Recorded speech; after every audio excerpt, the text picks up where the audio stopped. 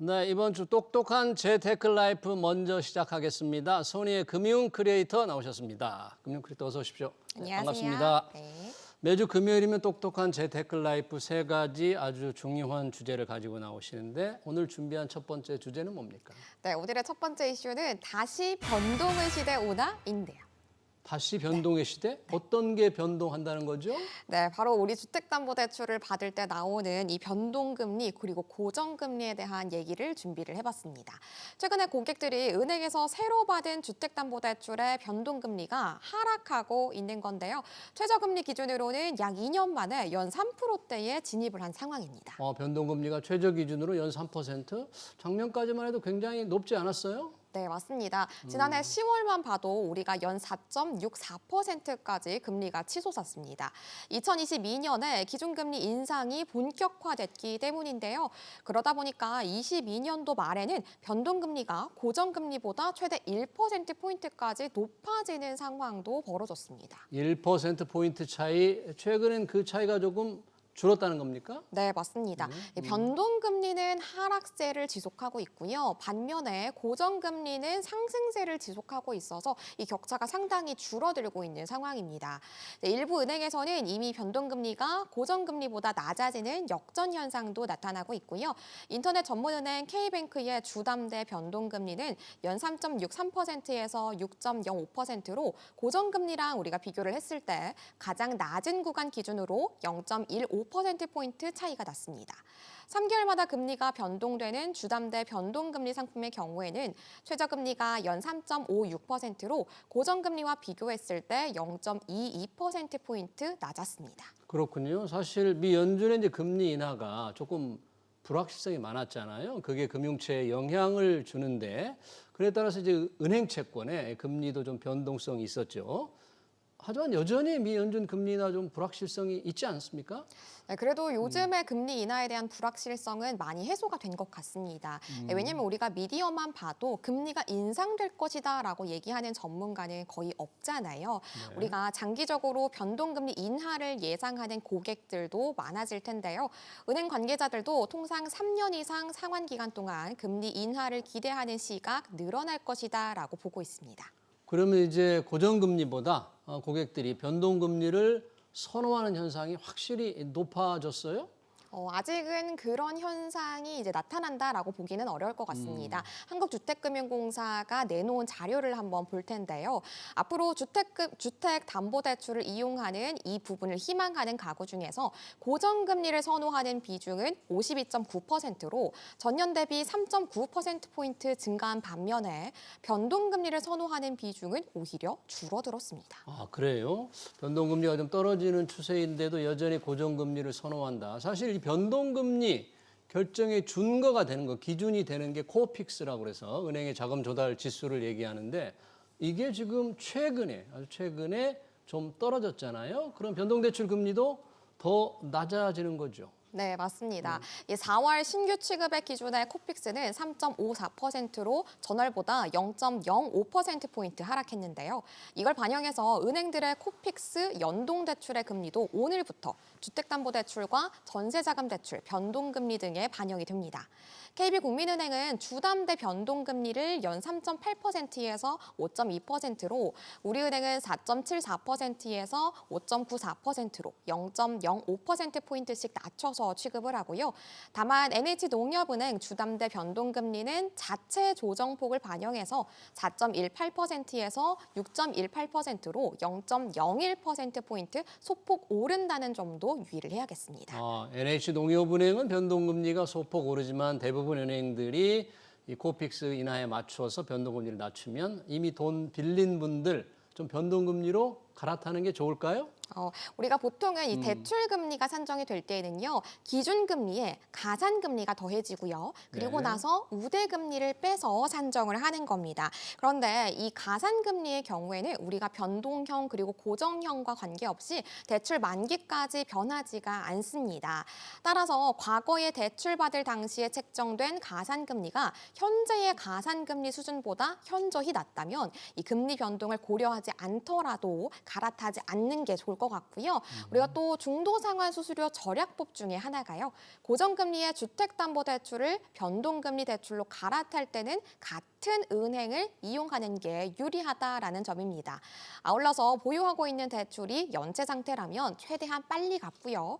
연체가 여러 건 있다면 금액이 큰 것보다 연체가 오래된 걸 먼저 갚는 게 여러모로 유리하다고 볼 수 있겠습니다. 네, 요즘 주담대 빌린 분들 이자 부담 무거우니까 좀 꼼꼼히 따져서 금리를 조금이라도 더는 방식 찾아야 되겠네요. 자, 두 번째 주제는 뭡니까? 네, 두 번째 주제는요. 우리도 이제 실버타운 갈까입니다. 네, 혹시 앵커님은 좀 노후 계획을 어떻게 세우고 계세요? 노후 계획 쉽지 않습니다. 약간의 저축도 있고 여러 가지를 하고 있는데 좀 부족하면 제가 살고 있는 집 주택연금에 넣어서 연금처럼 받아서 쓸까 합니다. 아, 맞습니다. 네. 바로 말씀 주신 그 주택연금을 우리가 또 다른 말로 평생의 월급이다 이렇게도 부르잖아요. 한국주택금융공사에서 주택연금 가입자들이 반길만한 소식을 내놨습니다. 오는 20일에 그러니까 다음 주 월요일부터는 주택연금에 가입한 집에 살지 않고 실버타운으로 이주를 해도 연금을 받을 수 있게 된다라는 소식입니다. 주택연금 가입해도 실버타운으로 이사한 후 이사할 수도 있다. 상당히 좋은 소식인데 좀 구체적으로 좀 설명해 주세요. 네, 우리가 주택연금 가입자가 이 실거주 예외를 인정받는 사유에 대해서 실버타운 등의 노인 주거 복지시설 이주를 추가를 한 건데요. 기존의 예외 사유는 질병 치료를 위한 입원 등 불가피한 경우로 제한이 돼 있었습니다. 하지만 이제 주택연금 가입자는 실버타운 이주를 원할 때 주택금융공사 사전 승인을 받고 나서 해당 시설로 옮기는 게 가능해진 거죠. 요즘 실버타운으로 가고 싶은 분들 많으니까 좋은 소식이 될 것 같은데요. 그러면 이미 살던 주택 좀 전세를 내서 임대주 소득을 좀 얻을 수도 있겠네요. 굉장히 좋은 방법일 네. 것 같은데요. 또 뿐만 아니라 우리가 감정평가 수수료도 앞으로는 조금 더 많이 아낄 수 있을 것 같습니다. 지원이 확대된 건데요. 기존에는 주택연금에 가입할 때 인터넷 시세 정보가 없는 2억 원 미만의 1주택 보유자에 한해서 이 감정평가 수수료를 지원했는데요. 이제는 2억 5천만 원 미만의 1주택 보유자까지 그 수수료를 공사에서 부담하기로 했습니다. 그러니까 약 40만 9천 원의 수수료를 더 이상 내지 않아도 되는 거니까요. 부담이 확실히 줄었다라고 할 수 있겠습니다. 그러네요. 감정평가 수수료 아낄 수 있는 주택 범위가 좀 확대됐다. 좋은 소식입니다. 기왕 주택연금 얘기 조금 더 이어가 보고 싶은데 연금에 가입한 후에 이사를 갈 수도 있나요? 이사 가면 어떻게 되나요? 네. 이 주택연금에 관련해서 주택연금에 가입을 하고 나면 이사도 내 마음대로 잘 못 간다. 네. 이렇게 알고 계시는 분들이 그럴 꽤 것도 많으시죠. 같은데. 이건 네. 사실과 다릅니다. 네. 잘못된 정보고요.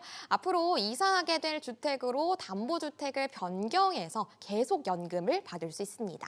다만 이사 당시의 기존 주택의 가격과 새 주택의 담보 가격 차익을 비교해서 연금을 더 받거나 혹은 줄어드는 등 연금 조정 및 초기의 보증료는 추가 부과될 수 있다라는 점은 유의를 해야겠습니다. 그러군요. 주택연금에 가입해도 이사를 갈 수 있다.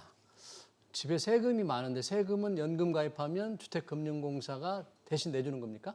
그건 아닙니다. 왜냐하면 우리가 주택연금을 가입한다고 하더라도 소유권 자체는 가입을 한 사람에게 있습니다. 그러니까 재산세를 비롯한 각종 주택에 관련된 세금은 가입을 한 가입자가 부담을 해야만 합니다. 네, 세금은 가입자가 내야 되고 사실 기존에 주택담보대출이 있는 분들 이 주택연금에 가입하고 싶을 텐데 이런 걸 위해서 주택금융공사가 이 대출금 상환용 주택연금 제도를 운영하고 있다면서요? 네, 맞습니다. 우리가 주택담보대출을 받았을 때는 일반 주택연금에는 가입을 할 수가 없기 때문인데요. 주택담보대출이 있으신 분들은 주택담보대출 상환용 주택연금에 가입을 하실 수 있습니다. 이 제도를 이용하면 연금을 목돈으로 일시 인출해서 기존의 담보대출을 갚을 수 있는 건데요. 상환용 주택연금은 대출 한도의 최대 90%까지입니다.